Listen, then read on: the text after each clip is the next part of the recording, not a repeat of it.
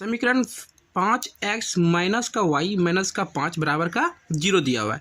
तो जानते हैं कि ये जब तक बराबर की इस तरफ कोई संख्या नहीं होगा, नहीं, जब तक कोई संख्या नहीं होगा तब तक यह समीकरण नहीं कहलाएगा। तो इस प्रकार से आप देख रहे हैं कि बराबर की इस तरफ 0 हो, कोई भी मान हो, तो यह कहलाएगा समीकरण। समीकरण 1, समीकरण 2, आपके पास दो समीकरण है।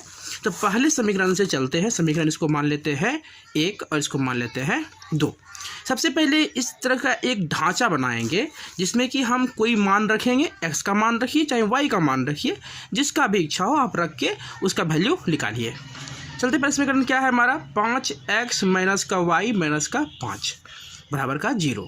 अब देखिए माइनस वाला है ना 5, इसको रहने दीजिए। फिलहाल माइनस का y को उधर भेज देते हैं ताकि प्लस में चला जाएगा वो।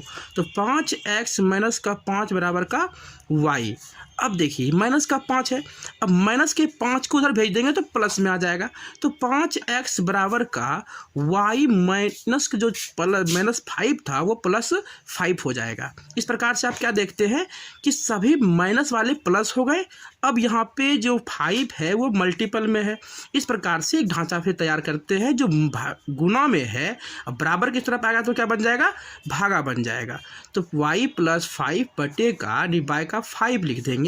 इस प्रकार से एक ढांचा तैयार हो गया जहां पर हम क्या करेंगे कि y का मान रखेंगे, x का मान आएगा, y का मान रखेंगे, x का मान आएगा।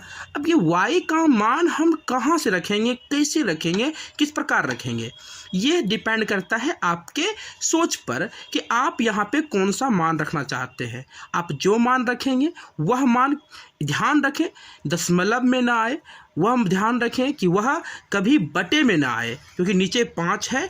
ऐसा मान रखना है कि 5 से कट जाए और वो माइनस प्लस जिसमें भी आ जाए उससे दिक्कत नहीं है। दिक्कत यही है कि सवाल कभी इसमें बटे नहीं आना चाहिए, दशमलव नहीं आना चाहिए, नहीं तो ग्राफ खींचने में परेशानी आपको होगी। सवाल तब भी बनेगा, बटे में आएगा, दशमलव में आएगा तब भी बनेगी, लेकिन क्या होगा आपको यहाँ पे मान रखने में, ग्राफ में मान रखने में दिक्कत होगा। हो सकता है कभी आप सही मान नहीं रखेंगे तो प्रतिच्छेद नहीं होगा, समांतर रेखा नहीं हो सकती है, समपाती रेखा नहीं हो सकती है, तो कहेगा सर गलत बन गया। चलिए अब रखते हैं यहाँ पे, इस पे क्या करें, समीकरण 1 था ना, समीकरण 1 था हमारा, यहाँ पे रखेंगे समीकरण 1 में y का मान है ना, y का मान भिन्न भिन्न रखने पर है ना, भिन्न भिन्न रखने पर। अब y का मान भिन्न भिन्न रखने पर किस पे, आपके पास ढांचा तैयार है। जैसे देखते हैं ना ईटा बनाता है, ईटा का फ्रेम होता है, उसमें मिट्टी डाला, पलटा दिया, बस ईटा बन के तैयार। उसी प्रकार से यहाँ पर भी ढांचा तैयार कर दिए हैं। यहाँ पे आप मान रखते जाइए और मान निकालते जाइए। अब देखना है यहाँ पे कि ऐसा कौन सा मान रखे जो 5 से कट जाए। तो 5 है, अब 5 में अगर हम यहाँ पे 0 रख दे तो 0 प्लस का 5, तो 5 से 5 कट जाएगा।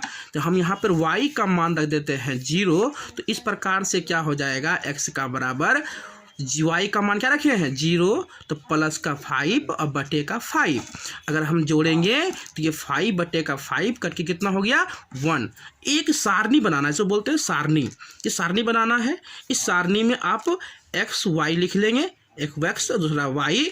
तो y रखे थे 0 तो यहाँ लिख देंगे 0, x मेरा आया हुआ है 1 तो लिख देंगे यहाँ पर 1।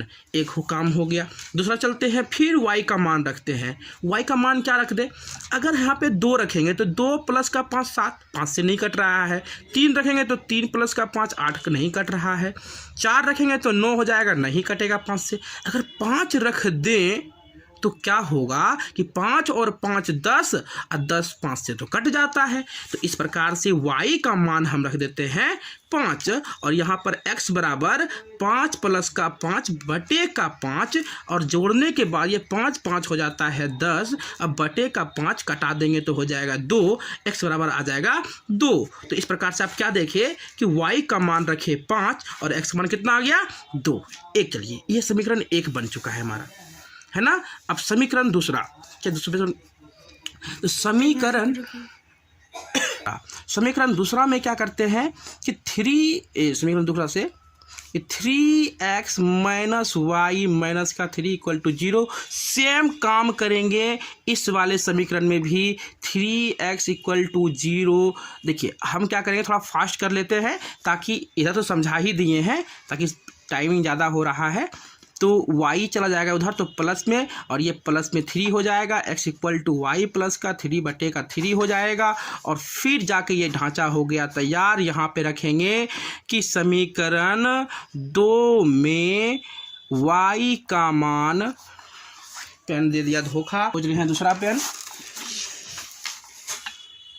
y का मान भिन्न भिन्न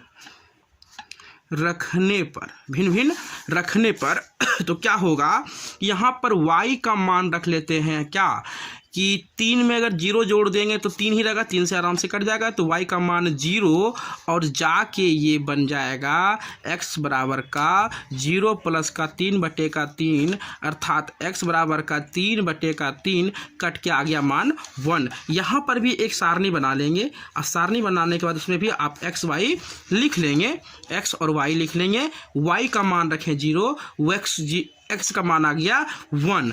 उसके बाद देखिए दूसरा काम वही करेंगे कि y बराबर का मान रख लेते हैं। यहाँ पर 3 है तो 3 में 3 जोड़ेंगे तो 6 हो जाएगा, और 6 आसानी से 3 से कट जाता है। तो y का मान 3 इक्वल टू x बराबर 3 प्लस का 3/3।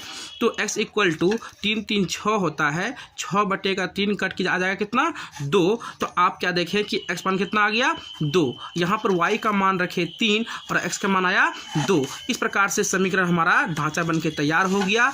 आप ग्राफ कॉपी में अच्छे से लाइनिंग कर लेंगे, आप देखेंगे कि y का हाईएस्ट 5 है और x का हाईएस्ट 2 है। तो आप इस प्रकार से इसको बोलते हैं y अक्ष बोलते हैं, इसको x अक्ष बोलते हैं। वहाँ पर प्लस जाता है तो वह x y हो जाएगा, और नीचे वाला y डैश हो जाएगा, इधर x डैश होगा, इधर x होगा। यहाँ पे होता है 0 और इधर चला जाएगा प्लस में। तो 1 2 3 4 5th, 1 2 3 4 5th। माइनस कैसे चलेगा, माइनस का 1 माइनस का 2 माइनस का 3 माइनस का 4 माइनस का 5 माइनस का 1 माइनस का 2 माइनस का 3 माइनस का 4 माइनस का 5।